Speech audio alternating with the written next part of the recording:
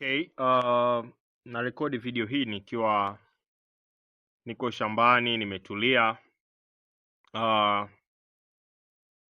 Usile nyama, usile nyama. Kama unahitaji kuwa salama kiafya, usile nyama. Nitataja sababu nyingi sana, na zipo sababu nyingi sana ambazo hata ukiingia Google leo hii tupo katika dunia ambayo imerahisishwa kwa kiwango kikubwa sana. Sote tunatambua kwamba tuna janga kubwa la shida ya ugonjwa wa kansa, lakini wafanyabiashara wengi hawako tayari kuwaambia watu huu kweli. Lakini pia hakuna daktari ambaye anayeliongelea hili. Juzi Marekani, shirika la afya walitoa mjadala ya kwamba wamekuwa wakikataza watu kwa muda mrefu sana wasile nyama, wasile vyakula ambavyo ni vya mafuta, na wakatoa go ahead rasmi kwamba watu sasa waanze kula nyama, watu waanze kula vitu vya mafuta. Of course ni kitu kizuri, lakini pia nyama imekuwa ikionekana ni moja ya jamii ya kundi ambalo lina vyakula vya protini ama lina protini kwa wingi zaidi. Ni kitu kizuri, ni kitu kizuri kiafya, especially katika kundi la protini, lakini si salama kiafya. Kwa nini nasema sio salama kiafya? Cha kwanza kabisa, tukianza na faida za kiafya. Leo hii nyama ni chanzo kikubwa sana ya changamoto ya maumivu ya kimwili. Maumivu yote ambayo unayoona wanadamu wanayapitia, wengi ni kutokana na ulaji wa nyama. Na hii ni kutokana na aina ya viumbe ambao uhai wao unapokuwa unaondolewa, kinachotokea ni kwamba baada ya uhai huo kuondolewa, basi moja kwa moja maumivu wanayoyapata wanyama hao yanahamia kwa kiumbe atakaye kwenda kutumia. Ukienda katika kitabu cha Mwanzo 1:29, mpango wa Mungu ilikuwa ni kwamba tule. Mpango wa Mungu ilikuwa ni kwamba tule matunda pamoja na miche. Tukisema miche, manake tunamaanisha mboga za majani aina zote. Huo ndio uliokuwa mpango wa Mwenyezi Mungu. Habari ya kupika. Leo hii habari ya kupika imeletwa mara baada ya dhambi kuingia ulimwenguni. Habari ya kula nyama imeletwa mara baada ya dhambi kuingia ulimwenguni. Habari ya kula hivi vitu vyote unavyoviona, haya mahindi ambayo mimi nimepanda, hii yote imesababishwa na dhambi kuingia ulimwenguni. Haikuwa mpango wa Mungu tulime kama unavyoona hivi, na ndio maana nimeandaa video hii nikiwa niko shambani. Hii yote ni kwa sababu ya dhambi ambayo iliyoingia ulimwenguni, na ndio maana leo tunahangaika kulima mahindi ili tuweze kupata chakula. Lakini haikuwa mpango wa Mungu. Mpango wa Mungu ilikuwa tule matunda peke yake, na tungeweza kuishi kama ilivyokuwa kwa wazazi wetu wa kwanza, Adam na Eva. Lakini tayari dhambi imeingia. Baada ya dhambi kuingia, Mungu akatoa ruhusa ya kuweza kula baadhi ya vitu, ikiwemo hata hawa wanyama ambao tunawaona leo. Lakini wanyama hawa wamekuja kuharibiwa na sisi binadamu wenyewe. Leo hii sisi ni mashahidi. Ng'ombe ambaye anayechinjwa leo, ng'ombe ambaye anayechinjwa leo toka amezaliwa, sote tunafahamu kwamba, na wale wafugaji wa ng'ombe wanaweza wasinisapoti katika hili, lakini 80% wengi wanaishi kwa chanjo, tena chanjo nyingi, na hata anapokuwa mkubwa anachomwa chanjo nyingi ama anachomwa sindano nyingi. Kwa kufanya hivyo, inakwenda kusababisha kiumbe huyu kuwa ni hatari kwa mwanadamu.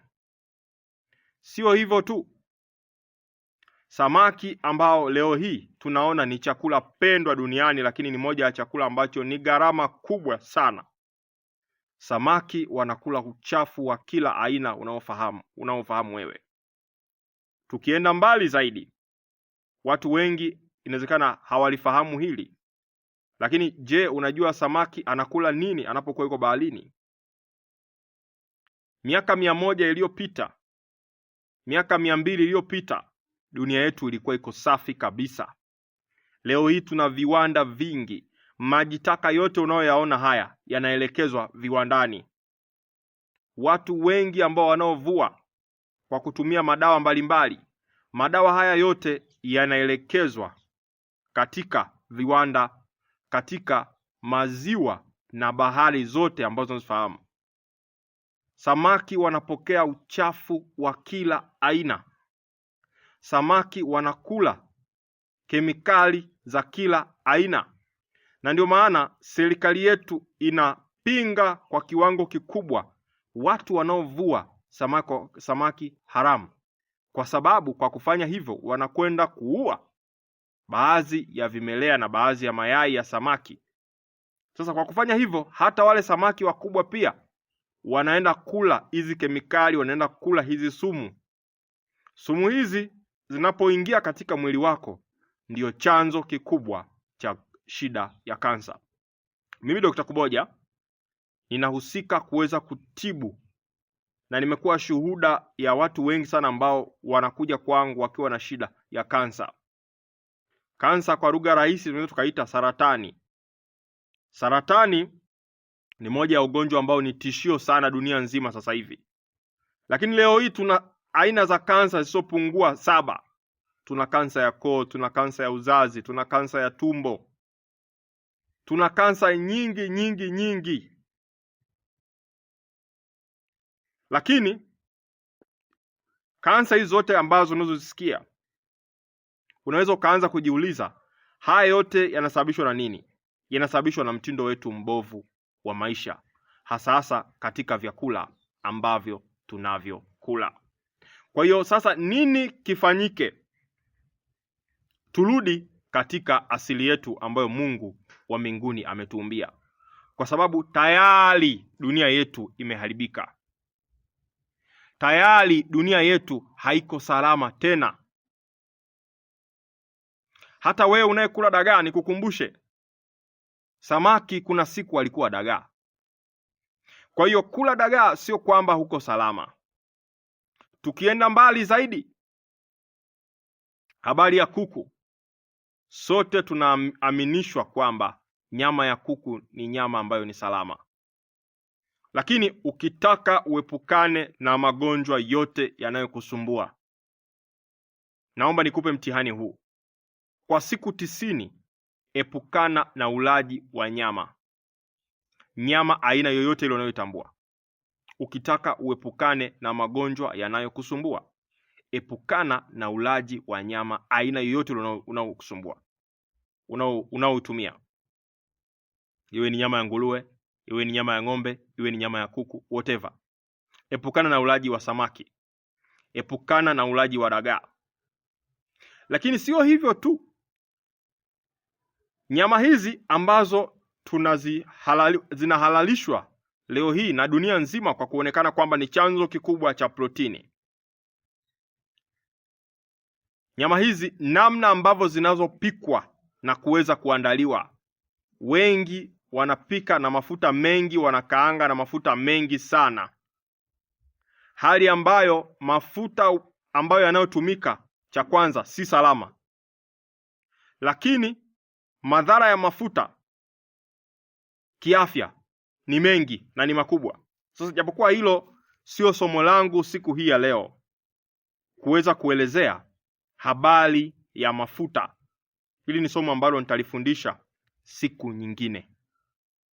Habari ya mafuta. Kwa hiyo watu wengi wanapenda nyama za kukaanga sana, watu wengi wanapenda mishikaki sana.